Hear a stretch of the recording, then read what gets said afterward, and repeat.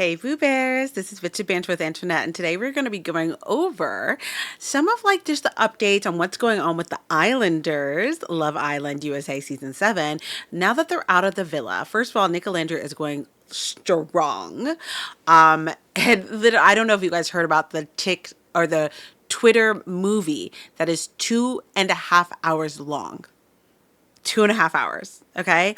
And Olandria already left to go back to Houston, and Nick looks sad. I mean, he's still keeping us fed, giving us just the crumbs that we need, and I know that we're all ravenous. But right now it seems like he's hanging out with Amaya and Brian. His Snapchats are still going on, and you guys should have seen the montage, and I'll show it to you, of Olandria and Nick at what's it called, at Disneyland.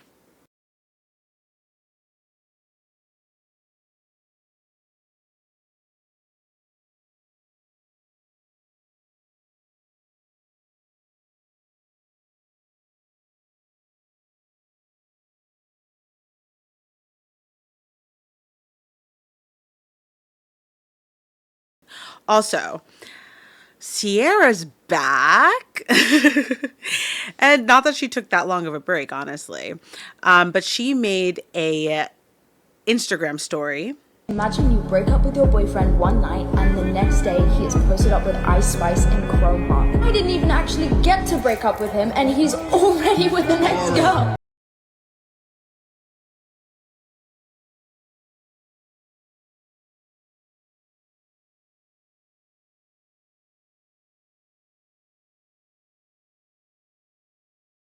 Got an amazing song.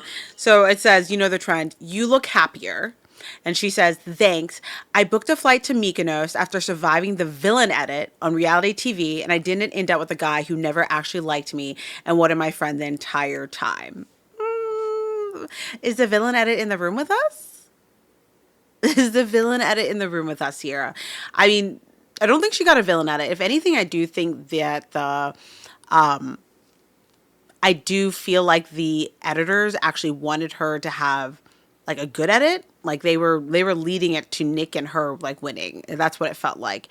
But, the racist slurs that she has online, not in her so recent past, the C slur that she used is the reason why she ended up getting kicked out. So she had to account for her past. It had nothing to do with her having some type of villain edit.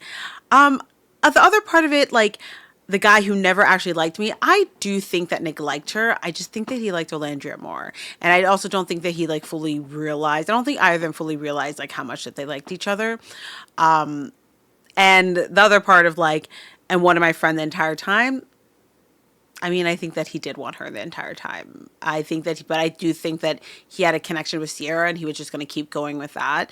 And then also Olandria was really all about Taylor. So I think there's a lot of parts, they say in their own interviews, that they were just more focused on the connections that they had, that they didn't really let each other think about the connection that they had. But then on the other side of this, it's just okay, Sierra, I feel like you should have just continued to take a break from the internet.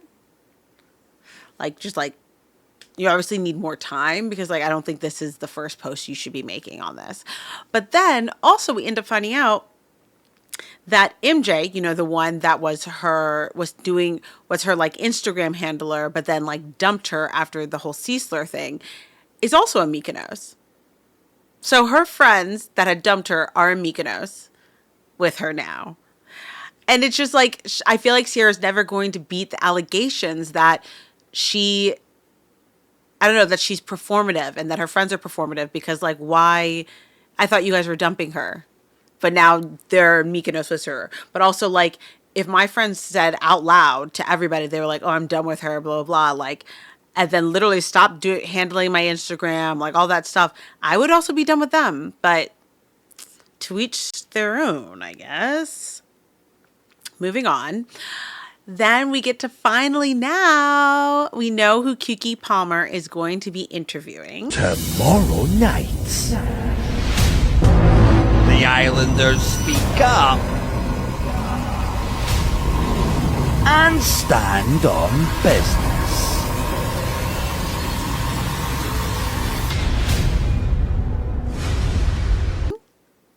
And it's Olandria and Chelley. Oh my God, I am so sad for this. It's going to be tomorrow, July 22nd. I don't know what time. She has not announced what time it's going to be dropping, but literally that means my whole day is going to be busy. I'm going to be busy. I'm going to be booked and busy tomorrow, okay? Because I'm going to be watching that interview. I really hope they kind of get into the nitty gritty of like their experience on Love Island. I don't want them to spend a lot of time on Huda, but I hope they talk about the Huda of it all. I also want to know, I don't know, like what it was like for them being Black women in the villa. Also like their experience now outside the villa and like the hate and love that they're getting. I want to hear more about Nick Olandria. I want to hear more about Chelley and Ace and the dates and things that have been going on with them.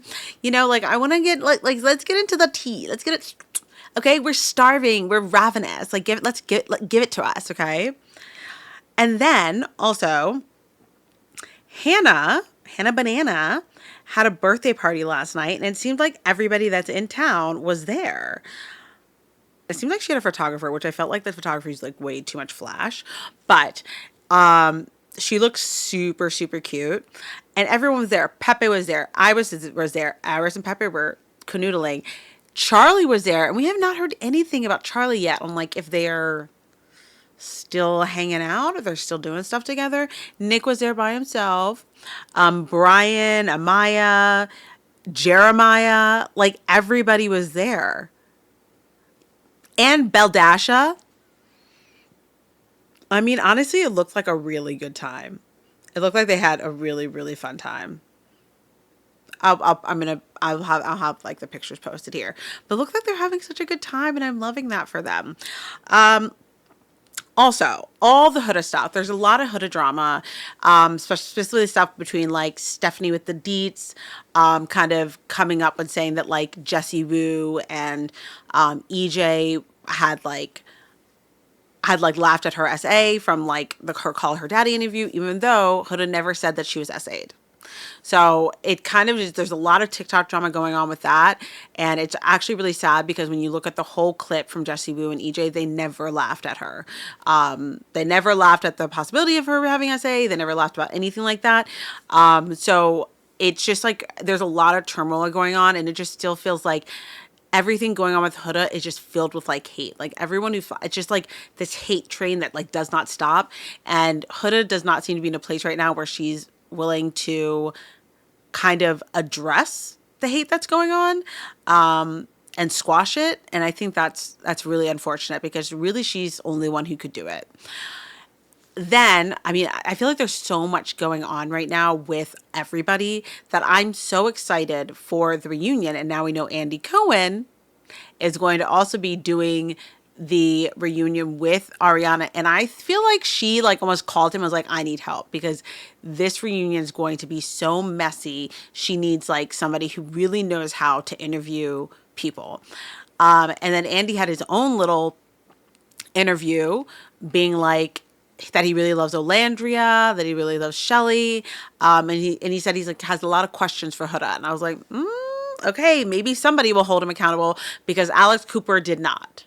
Alex Cooper did not hold Huda accountable at all. And she just like let her spew a lot of lies and a lot of hate, and just let that train keep going on. And that was really, really unfortunate, honestly. So I'm really hoping for this reunion that we're going to get to the meat of things, you know, like really to the bones. And then I think that's like all the updates I have for you. I might be coming on later because I might have some more updates, but these are the main updates I have for you. Let me know what you guys think is going on. What do you guys want to see? Who are you excited to see? But I love these little chats of ours. If you like content like this, please like, comment, and subscribe, and hit that notification bell at the top or the bottom, wherever it is for you. I'm really trying to hit 1,000 subscribers, so please, if you see this, subscribe. I love these little chats of ours. Love you, mean it. Bye.